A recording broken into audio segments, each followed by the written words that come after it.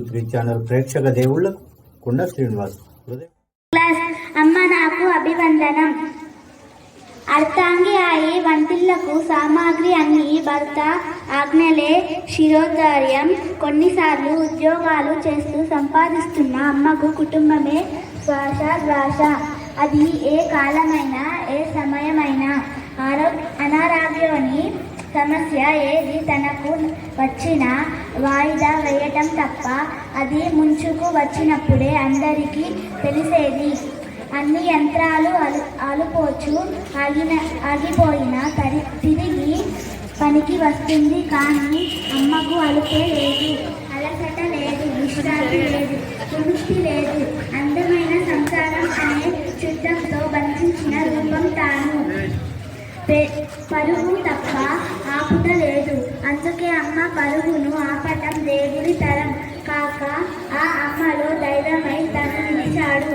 తాను ఓ బిడ్డై అమృతాన్ని చిన్న పాలల్లో సేవిస్తున్నాడు. అమ్మ పయనం కుటుంబం అనే సూర్యుడి చుట్టూ అలుపులు లేకుండా సాగుతూనే ఉంటుంది. తరం నిరంతరం.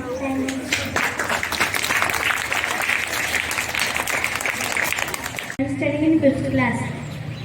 A wonderful morning to the respected guests, teachers and all my friends over here. First of all, I wish a happy first Women Teachers Day to all the women teachers. Today is celebrated as Women's Teachers Day on occasion of birth anniversary of Savitribai Phule. Savitribai Phule was one of the first female teachers in India.